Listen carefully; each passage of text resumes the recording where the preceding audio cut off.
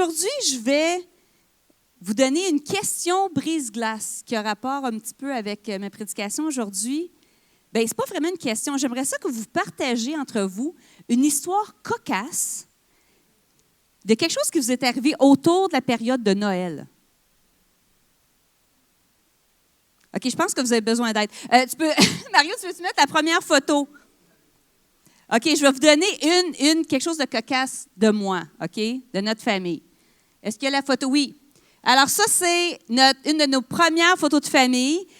Hier, en fait, on est revenu à 2 heures du matin chez nous parce qu'on a vu Samira. Samira performait, elle étudiait en théâtre à Montréal. Ma fille, en passant, ceux qui ne la connaissent pas. Ma fille de 19 ans, elle étudie à John Abbott de théâtre, puis elle est revenue, elle a été extraordinaire. Mais ça, c'est mon bébé. Écoute, une des premières photos de Noël qu'on a prises. Es-tu belle quand même?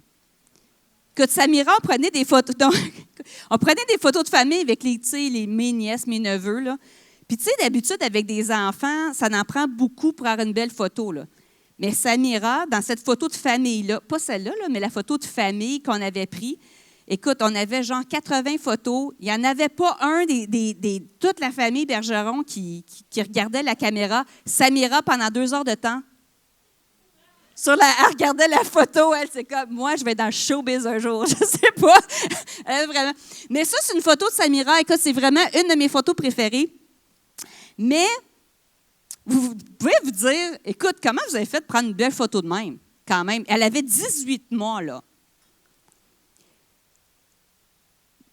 Ce que vous ne savez pas, c'est que cette photo-là est complètement Photoshop. OK? Ça, c'est la photo qu'on a réussi à assemblée après 250 prises de photos.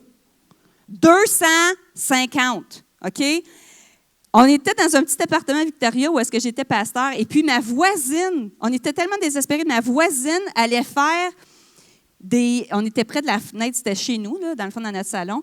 Puis, elle était à l'extérieur de la maison, elle faisait des spectacles de marionnettes à Samira pour réussir d'avoir un sourire. Puis, si tu vois dans ses yeux, il y a comme un petit peu de la réflexion. Ça, c'est des larmes, OK? Fait qu'elle a pleuré pendant comme 2 heures de temps, puis on a eu comme une demi-seconde d'un sourire, puis c'est ça que ça a donné, OK?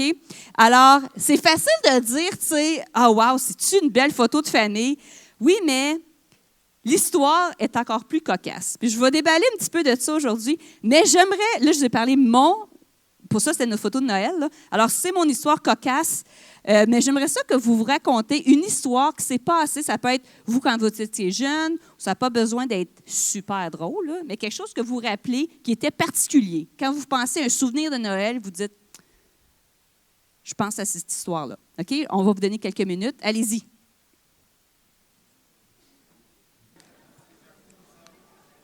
Alors, merci.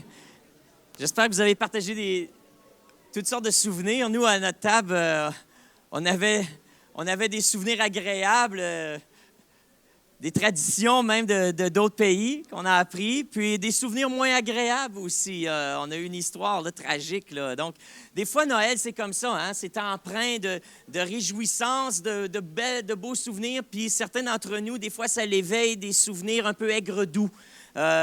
Mais c'est ce qu'on va parler d'ailleurs aujourd'hui. Alors, Caroline qui nous apporte la parole de Dieu aujourd'hui. Mais juste avant, on veut allumer la 2e chandelle de l'Avent. Vous savez, cette petite tradition où on marque les 4 dimanches qui précèdent l'arrivée de Noël. Et donc aujourd'hui, bien, on allume en ce 2e dimanche de l'Avent la 2e chandelle.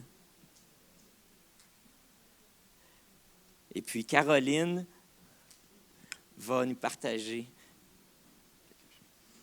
Comme vous ne saviez pas, l'histoire derrière la photo, on peut la descendre, quoi qu'elle est belle. Là. Moi, je la regarderai infiniment. Ça, c'est la photo à la fin. On ne montre pas ça. On montre juste ça à la fin. On va juste tout fermer. On ne connaît pas les histoires derrière les souvenirs. Hein? C'est la même chose avec l'histoire de la naissance de Jésus. On ne connaît pas nécessairement tous les faits derrière la naissance de Jésus. Souvent, ce qu'on voit, c'est la nativité et tout ça, ça a l'air idéal. Hein? Mais tu sais, moi, j'ai déjà été enceinte 3 fois, là, puis voyager sur un âne pendant des jours et des jours ne m'excite pas énormément, je dois dire. Je ne suis pas sûre que Marie était aussi angélique que c'est ça, là, en plénitude complète pendant qu'elle est en train d'accoucher. Mais c'est intéressant. Alors, ce matin, ce qu'on va faire, on va explorer 3 éléments qui nourrissent notre joie. Alors, le focus pour aujourd'hui, c'est de nourrir une joie sincère dans nos vies, qui est 3 éléments. Premièrement, notre perspective. Deuxièmement, notre capacité de se personnaliser la parole de Dieu. Et troisièmement, notre position par rapport à Dieu. Alors, dans Luc 1, nous lisons que l'ange Gabriel est venu visiter Marie et a annoncé « Le Seigneur est avec toi, Marie ». Le commentateur biblique Robert Stein écrit ceci. « Ce n'est pas un souhait, bien, juste que le Seigneur te bénisse, là. Mais c'est une déclaration et réfère à la puissance de Dieu qui est présente dans Marie. » Il ne disait pas juste, l'ange disait « Le Seigneur est avec toi. Le Seigneur est en toi. » Et cette déclaration-là réfère à la puissance de Dieu sur la vie de Marie. L'ange a aussi annoncé que Marie sera enceinte par l'entremise du Saint-Esprit. Puis ça, c'était des paroles qui ont troublé Marie. Mais l'ange la rassure de ne pas avoir peur parce qu'elle a trouvé grâce envers Dieu. Quand Marie entend ce que Dieu l'avait appelée à faire, elle a accepté la nouvelle. Mais c'était probablement l'une des choses les plus terrifiantes qu'une jeune fille d'à peu près 16 ans pouvait entendre à cette époque-là. Mais Dieu avait un plan. Et voici que Marie, encore sous le choc de la nouvelle, a décidé d'aller visiter sa cousine Élisabeth. Dans Luc 1, verset 39, on lit qu'elle s'est rendue avec une grande hâte. On dit tout ensemble, une grande hâte. Oui, c'est pas, elle n'a pas été comme, je m'en vais chez Élisabeth, c'était, moi, je m'en vais de site, je m'en vais chez Élisabeth, ça n'a pas de bon sens ce qui arrive, cette affaire-là. Peut-être qu'elle avait besoin de temps pour digérer la nouvelle, peut-être qu'elle ne voulait pas vivre les conséquences de ce qui allait arriver. Mais en arrivant chez Élisabeth et son mari Zacharie, Marie voit sa cousine, qui était quand même d'âge avancé, enceinte. Puis la grossesse de Marie et d'Élisabeth, on voit dans l'histoire qu'ils se rencontrent ensemble et que c'était 2 grossesses qui étaient impossibles. Mais on trouve des parallèles vraiment intéressants dans ce qui concerne les circonstances qui entourent les 2 femmes. On va parler d'Élisabeth en premier. Alors, Élisabeth, dans la scène, est stérile depuis plusieurs années. À l'époque, élever des enfants, c'était pas mal la chose la plus importante qu'une femme pouvait faire. C'était la tâche d'une femme, c'était d'assurer la lignée de la famille. Et tout comme Sarah, Rebecca, Rachel et Anna, les femmes importantes dans l'Ancien Testament, Élisabeth avait vécu dans la détresse de ne pas pouvoir avoir d'enfants et, par conséquent, le grand jugement des autres. Et pour combler le tout, le mari d'Élisabeth, Zacharie, c'était un sacrificateur dans la région. Alors, Zacharie, c'était un big shot. Lui, il allait à l'épicerie, tout le monde le reconnaissait. On comprend? C'est un personnage connu, Zacharie. Alors, non seulement Élisabeth, elle n'était pas capable d'avoir d'enfants, mais aussi son mari était très populaire, très connu. Puis quand elle allait au marché, les gens disaient des choses comme ça. « Hey, c'est Élisabeth. Hey, elle est stérile encore, hein? Pauvre Élisabeth, il n'y a pas encore eu d'enfant pour Élisabeth. C'est sûr que ce n'est pas son mari le problème, là. C'est un sacrificateur, là, tu sais. Ça doit être elle, le problème. » Elle dit, oui, ils sont bénis, mais personne n'est vraiment béni tant que tu n'as pas d'enfant. C'était comme ça, à l'entendre la Bible. Hein? Elle disait, en plus, Élisabeth, à ce point-là, était dans un âge assez avancé, trop avancé pour procréer. Alors, les gens ont une panoplie d'hypothèses à son sujet. Tout le monde avait des idées par rapport, puis il y avait des rumeurs. OK, cette semaine, je l'ai mis sur Facebook, là, mais cette semaine, il y a plusieurs personnes de la job de Pascal avant, quand il était aumônier, qui ont appelé Pascal pour confirmer qu'il n'était pas mort. Il y avait une rumeur à Vancouver qui disait que Pascal était décédé. cette semaine. J'étais comme, c'est tellement weird, tu sais, des collègues de travail qui l'appellent. On est content. Mais moi aussi, je suis contente que tu sois en vie, tu sais, c'est merveilleux. Là, j'écris sur Facebook, écoutez, là, merci les amis de Vancouver, arrêtez de nous appeler parce qu'elle est en vie, tout est beau, là, tu sais. C'était comme, en tout cas, les rumeurs. Mais Élisabeth, elle en a eu plusieurs rumeurs à son sujet.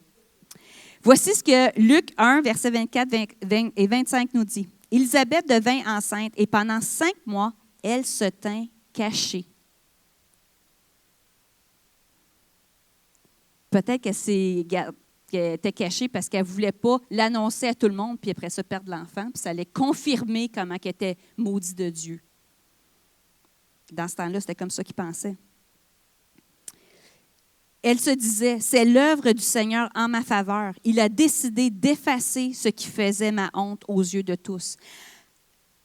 Mais peut-être qu'elle voulait se protéger, mais je pense qu'Élisabeth, c'était plus comme, hey, ma gang, pendant des années, vous m'avez méprisée parce que je n'étais pas capable d'être enceinte.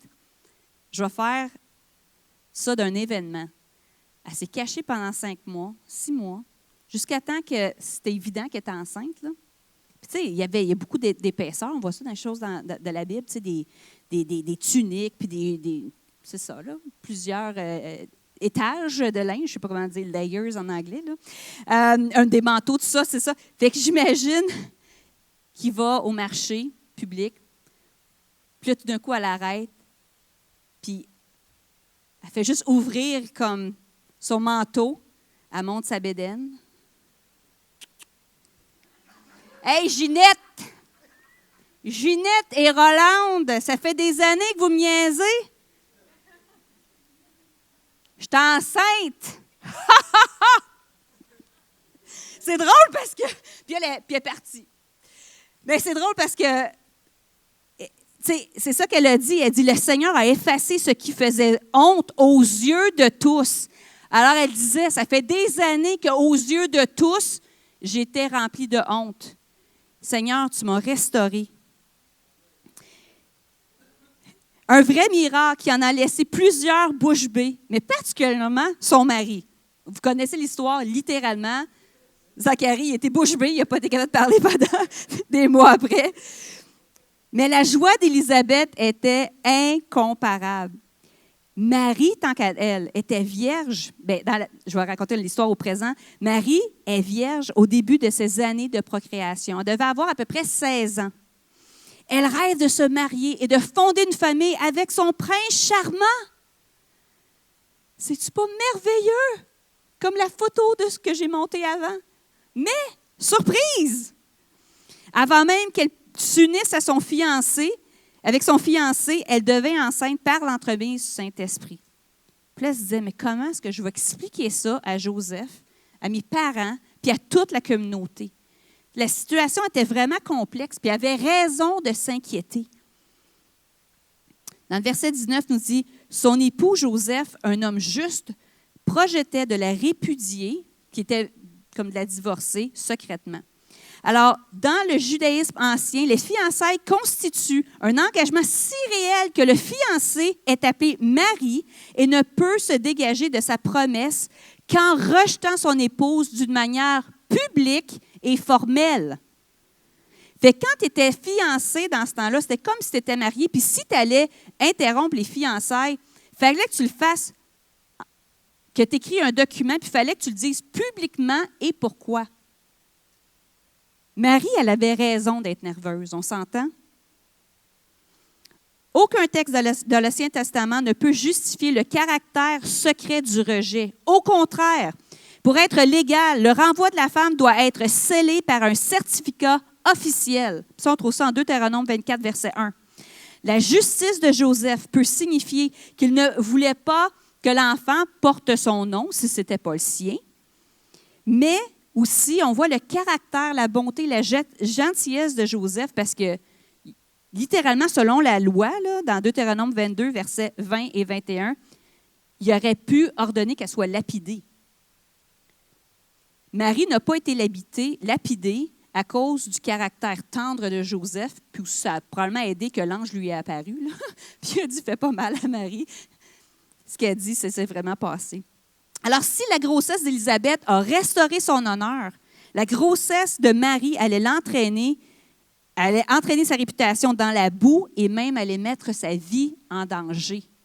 Voyez deux parallèles, deux histoires, deux femmes enceintes en même temps, avec des bagages différents, avec des conséquences différentes. Il y en a un pour lequel ça restaure sa réputation, puis l'autre pour laquelle ça la détruit complètement. C'est dans ces circonstances-là qu'on va lire le texte qui suit, dans Luc 1, verset 39. Peu après, Marie partit pour se rendre en Arde dans le village de montagne du territoire de Judée. Elle entra chez Zacharie et salua Élisabeth. Au moment où celle-ci entendit la salutation de Marie, elle sentit son enfant remuer en elle. Elle fut remplie du Saint-Esprit et s'écria d'une forte voix, « Tu es bénie de toutes les femmes et l'enfant que tu portes est béni. » Imaginez, hein? Ça, tu l'imagines à Kathleen. Ça, c'est Kathleen, là, tellement, là. Hey, ma petite cocotte. Viens ici, ma petite cocotte. Là, elle commence à prophétiser, là, tu sais. Non, mais c'est vrai, hein? On peut s'imaginer, Kathleen, je te vois comme Élisabeth. C'est quelque chose que Kathleen ferait. Elle arrive, Marie arrive chez sa cousine pour se cacher. Puis elle dit, non, ce que tu essaies de cacher, ça va changer l'histoire de l'humanité. C'est merveilleux. Il dit, tu es bénie de toutes les femmes et l'enfant que tu portes est béni. Comment ai-je mérité que l'honneur, que la mère de mon Seigneur vienne me voir? Car vois-tu, au moment même où je t'ai entendu me saluer, mon enfant a bondi de joie au-dedans de moi.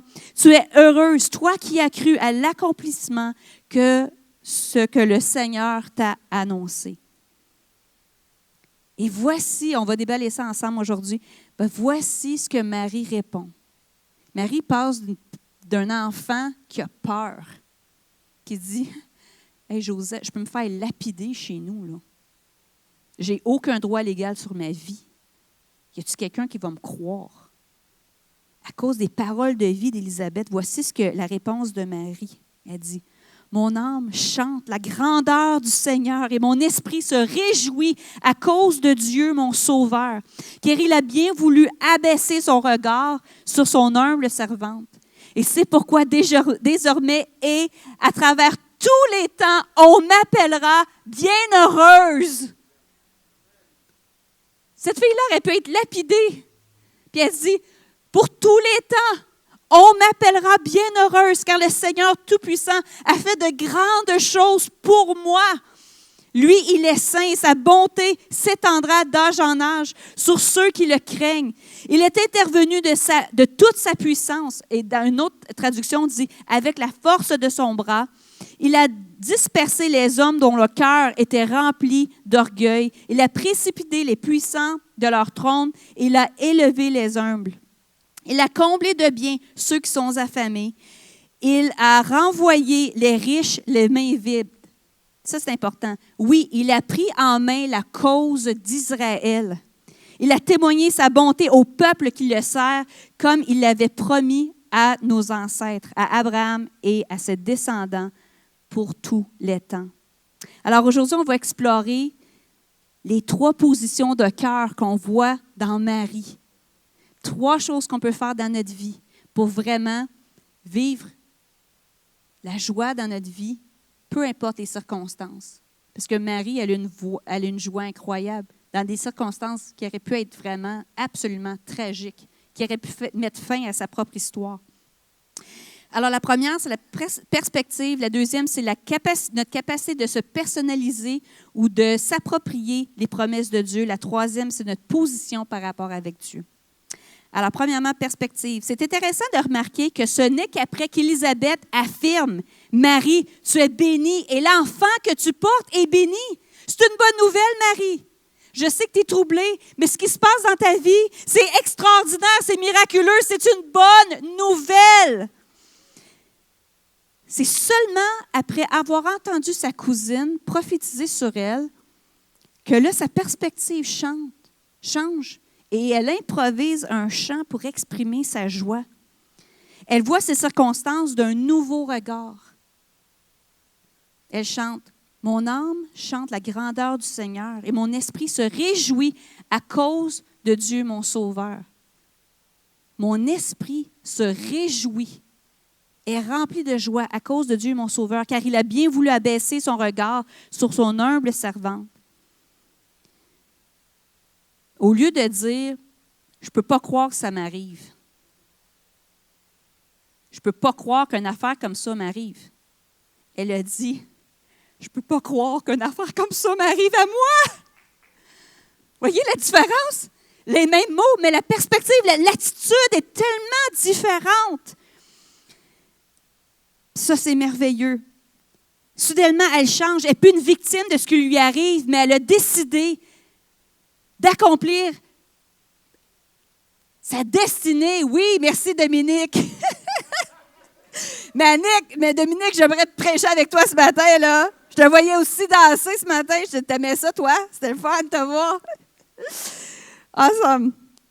Alors peut-être que tout comme Marie, ce matin, vous êtes ici puis vous faites face à des circonstances qui est impossible et vraiment stressantes, puis vous dites, hey, moi, j'aurais vraiment besoin d'un coup de pouce. Certains d'entre vous, le fait de ne pas passer Noël avec vos familles pendant la pandémie, vous avez aimé ça? J'ai entendu un « ouch » dans la salle. Y a-t-il des gens ici, levez pas la main, là, mais pour laquelle tu te dis, hey, ça fait du bien que ça fait 2-3 ans qu'on n'a pas le droit d'aller visiter la famille à Noël, tu sais. Je suis comme, ça ne me tente plus vraiment d'aller voir mes cousins, mes cousines. Ça ne me tente plus vraiment d'aller voir ma grand-mère ou mon père puis ma mère qui chicane tout le temps. Le Seigneur est bon envers nous et il peut nous donner une nouvelle perspective. Mais je sais que dans les dernières années, plusieurs personnes ont perdu des parents, ont perdu des personnes que vous avez aimées. Puis souvent, Noël, on le dit, moi, si mes enfants sont tannants à Noël, peut être tannants tous les jours de l'année, mais sont tannants à Noël. Là, c'est comme, hey, pas à Noël. Vous ne chicanez pas les enfants, pas à Noël. Mais tu sais, ils chicanent 24, le 26, ça ne me dérange pas. Mais à Noël, one minute. Tout est pire, hein? On dirait à Noël, c'est vrai, les chicanes, c'est pire à Noël. On s'attend tout devient parfait à Noël, mais c'est pas ça la vraie vie, puis c'était pas ça de même dans le premier jour de Noël. Je veux vous dire qu'Emmanuel, le prince de paix, le conseiller tout-puissant, est aussi près de vous aujourd'hui qu'il était près de Marie dans son besoin. Et ça, c'est une bonne nouvelle. Puis c'est une perspective rafraîchissante dans ce temps de Noël. Qui a besoin d'avoir une perspective rafraîchie et nouvelle ce matin? Il a changé sa détresse en joie. Alors, la première position, c'est de changer notre perspective. La deuxième, c'est la capacité de s'approprier ou de moi, j'aime les P, là. J'essaie de faire mon 3P, mais de se personnaliser ou de s'approprier les paroles de Dieu. Alors, par son chant, Marie ne change pas seulement de perspective, mais elle personnalise son message. Elle déclare la fidélité de Dieu et reconnaît l'intervention de Dieu dans sa vie. Il dit, car le Dieu Tout-Puissant a fait pour moi de grandes choses. Pas seulement pour les descendants d'Abraham, Isaac et de Jacob, pas seulement pour le peuple d'Israël, mais il dit, le Tout-Puissant a fait pour moi, Marie, pour moi, Marie de Nazareth, a fait de grandes choses. Marie s'approprie l'action de Dieu. Puis ça, je le partage, je l'ai partagé plus qu'une fois là, alors que je prêche, parce que c'est les fondements pour moi, pour ma vie. Puis c'est ce que je prie sur mes enfants tous les jours. Quand je vais porter mon fils, Emmanuel, je marche avec lui le matin pour aller à l'arrêt d'autobus. Puis je dis tout le temps ces 3 choses-là, puis il le connaît par cœur, au point qu'il est comme « OK, maman, je sais. » Mais c'est parce que c'est tellement puissant que ça change nos vies. Dieu est avec moi, Dieu est en moi et Dieu est pour moi. Parce que Dieu est avec moi, je sais que je ne suis jamais seule, puis parce qu'il me protège. Parce que Dieu est en moi, je sais que j'ai accès complet à sa présence et à ses ressources en tout moment. Parce que Dieu est pour moi, je sais que j'ai un avantage divin et une faveur spéciale sur ma vie. Hey, c'est pas mal différent que la première histoire de Marie. Hein? Comment elle se sentait au début. Puis c'est ça qui remplissait le cœur de Marie. Qu'elle disait, Il a fait des grandes choses pour moi. C'est que Dieu est littéralement en moi, avec son Fils, qui m'a donné le Fils de Dieu, mais il est avec moi, pour moi, en moi. C'est la joie émerge non seulement de notre perspective qui est renouvelée, notre capacité de s'approprier la parole de Dieu, mais aussi de notre position par rapport à Dieu. Et je termine avec ça. Dans Psaume 16, versets 7 à 11, nous dit, « Oui, je loue l'Éternel qui me conseille, qui, la nuit même, éclaire ma pensée. Je garde constamment les yeux fixés sur l'Éternel. Puisqu'il est près de moi, rien ne peut m'ébranler. » Puisqu'il est avec moi, rien, répétez après moi, rien ne peut m'ébranler. Ensemble, rien ne peut m'ébranler. Amen. Mon cœur est dans la joie, mon âme exulte d'allégresse. OK, exulte, c'est comme... Okay, oui, c'est ça. C'est comme Abel tous les jours de sa vie, là. Exulte d'allégresse, mon corps repose dans la paix. Tu me feras connaître le chemin de la vie. Ta face est un rassasiement de joie. Il y a des plaisirs à ta droite pour toujours. L'idée d'être à la droite de Dieu. Le terme à la droite est trouvé dans la Bible, soit à ta droite ou de la main droite. Ce terme-là se trouve 166 fois dans la Bible et fait référence à la place d'honneur que Jésus, et en fait nous aussi, en tant que co-héritiers avec Christ, on occupe près de son cœur. Dans son chant, Marie dit, « Il a pris en main la cause d'Israël. » C'est dans Psaume 138, versets 7 et 8 nous dit, « Quand je marche dans la détresse, tu me rends la vie. Tu portes la main contre la colère de mes ennemis et ta main droite me sauve. L'Éternel terminera ce qu'il a commencé en moi. » Hey, moi, là, ça me fait du bien, ça. Parce que je ne suis pas parfaite. Quand je suis capable de dire, le Seigneur va terminer ce qu'il a commencé en moi. Est-ce que ça vous donne l'espérance ce matin? Est-ce que ça vous encourage? Le Seigneur, il n'a pas fini avec moi. Ça, c'est merveilleux.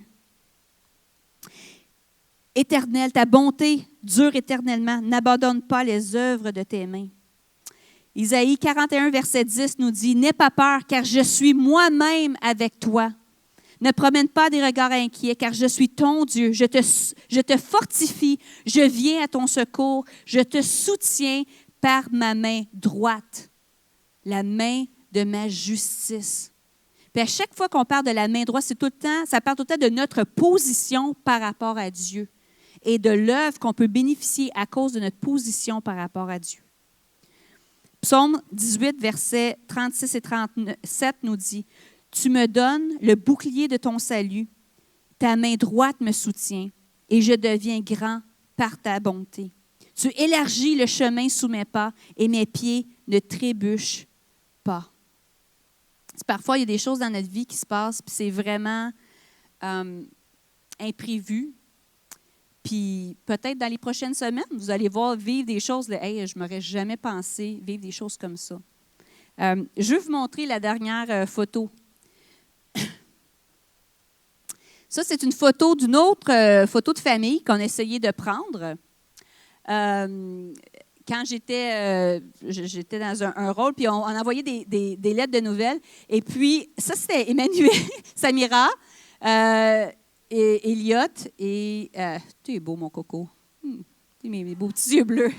T'es beau, petit peu. Toi aussi, Pascal, t'es beau, là, mais... mais Emmanuel, écoute, là, c'est à son tour. Mais tu sais, honnêtement, on a pris cette photo-là, puis c'est ça qu'on a envoyé comme photo de famille.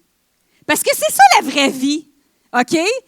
Là, les Photoshop, là, c'est cute, là, une fois, là, mais en même temps, tu sais quoi, on l'a envoyé parce qu'on a écrit, ça on écrit en anglais, mais de notre famille parfaitement imparfaite à la vôtre. C'était ça comment on l'avait appelé. Puis ça, moi, honnêtement, je l'ai mis même dans mon bureau parce que ça fait partie des joies de ma vie aussi. Tu comprends? Notre vie n'est pas toute Photoshop, là. Puis votre Noël, attendez-vous pas à un Noël Photoshop.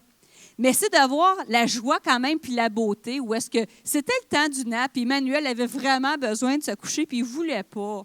Il ne voulait pas, tu sais, pas en tout. Puis on avait comme 30 secondes pour prendre une photo, là, tu sais. C'est pas 25 minutes, pas j'ai besoin d'aller faire pipi, je veux un verre d'eau avant. Non, non, c'est tout de suite, tu sais. Puis on l'a gardé parce que c'est la vraie vie. C'est peut-être moins joli, mais c'est la vraie vie. Puis le Seigneur trouve ça beau, la vraie vie. C'est notre vie. Puis peut-être comme Élisabeth, Dieu vient restaurer votre dignité et enlever votre honte ce Noël. Et ça, c'est un beau cadeau à recevoir. Mais peut-être aussi, comme Marie, vous avez besoin d'une nouvelle perspective. Vous avez besoin de vous approprier les promesses de Dieu parce que vous avez des circonstances qui sont difficiles. Et de vous positionner en Christ, co-héritier avec lui, sachant qu'on se tient à la droite de Dieu. Si vous vivez des découragements, des choses que vous dites, qu'est-ce qui se passe? Rappelez-vous, je me tiens à la droite de Dieu. Je suis co-héritier avec Christ. Quand mes gars étaient petits, Elliot et Emmanuel, ils ont vraiment des personnalités différentes. Puis, quand j'élevais le matin pour aller à l'école, je disais, est-ce que tu te sens précieux ou délicieux ce matin? Là, je savais, c'était comme une manière d'avoir leur mot, tu sais. Puis s'ils disaient précieux, ça veut dire colle-moi, pousse-moi pas dans le derrière, tu sais, je veux être collé, là, tu sais, tranquillement, tu sais, pas trop vite. Puis délicieux, c'était, on est prêt à faire des jeux, on est prêt à l'aventure, let's go, tu sais. Précieux, c'est donne-moi dans tes bras. Délicieux, c'est donne-moi 1 million de becs. Là, c'est comme un peu ça, l'énergie. Fait que c'était ma manière d'évaluer c'était quoi leur énergie pour que je puisse m'adapter à leur énergie. Puis je dois dire que 95% du temps, Elliot était précieux, puis Emmanuel était délicieux. Elliot, il n'aimait pas se faire pousser, puis Emmanuel, il était comme « Ah, je me sens délicieux! » tout le temps, à part à ce moment-là, évidemment. Là. Mais c'était beau comment que moi, en tant que parent, ça me faisait plaisir à m'adapter à eux. Puis Dieu, en tant que parent, il s'adapte à nous. Puis c'est pas tout le temps nous, on essaie de plaire à Dieu. Puis Dieu est là, puis il veut connecter avec nous, peu importe nos états d'âme. Puis quand j'étais petite, mon père, je suis la seule fille là, dans ma famille, mon père disait « Ah, t'es ma fille préférée. T'es la meilleure fille que j'ai jamais eue. » Mais j'étais la seule. Mais je disais ça à ma fille. Je ne peux pas dire c'est mon admirant, c'est mon enfant préféré. Probablement, ça ne serait pas vrai. Je les aime toutes pareilles, mes enfants. Mais je disais, t'es ma fille préférée parce que c'est ma seule. Tu sais, je suis capable de dire ça. Mais ça, c'était quelque chose tout le temps précieux. Puis c'est quelque chose que, dans notre relation, qui a grandi, elle sentait, elle m'a dit ça dernièrement. J'ai tout le temps senti que j'avais ta faveur. Tu étais une place de réconfort, puis que où est-ce que la protection était accessible. Tu étais accessible, puis je me sentais protégée. Et aujourd'hui, ma question, c'est, est-ce que vous vous sentez précieux ou délicieux aujourd'hui? Est-ce que vous sentez précieux que vous avez besoin faire prendre à vos bras de votre papa, là, ou délicieux que vous dites, hey, Seigneur, let's go, let's go. On a des journées comme ça, hein? C'est correct.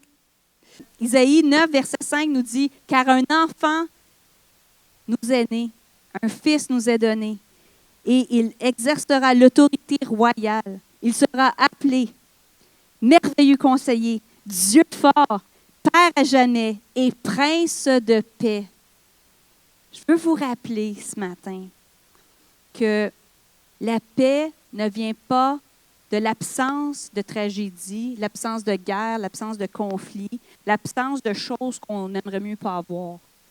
La paix vient de la présence de quelqu'un.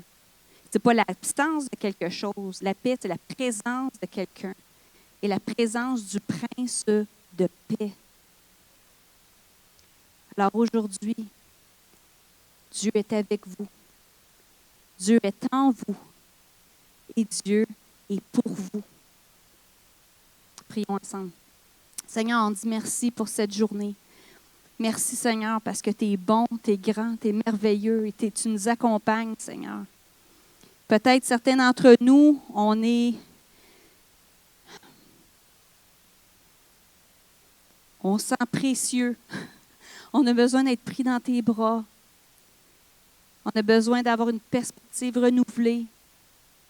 On a besoin de s'approprier tes paroles. Seigneur, aujourd'hui, on déclare que tu es avec nous, en nous et pour nous. Avec nous. Parce que tu es avec nous, Seigneur, on a accès à ta présence. Seigneur, on n'est jamais mise de côté, mais on est mise à part pour toi.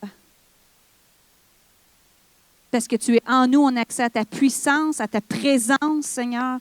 Et parce que tu es pour nous, on a ta faveur. On n'a pas besoin de mériter la faveur. C'est tellement drôle parce qu'à Noël, souvent, le Père Noël dit « il faut mériter, on est-tu fin? Naughty or nice? Il faut mériter par notre bonté. » Toi, Seigneur, tu nous acceptes tel qu'on est. Merci parce que tu es un Dieu parfait. Et aujourd'hui, on vient devant toi avec notre besoin d'avoir un changement de perspective, d'être aligné avec ta parole, de s'approprier tes paroles. Et on se positionne à ta droite. Parce qu'à ta droite, il y a de l'espoir. À ta droite, il y a des ressources. À ta droite, on est protégé.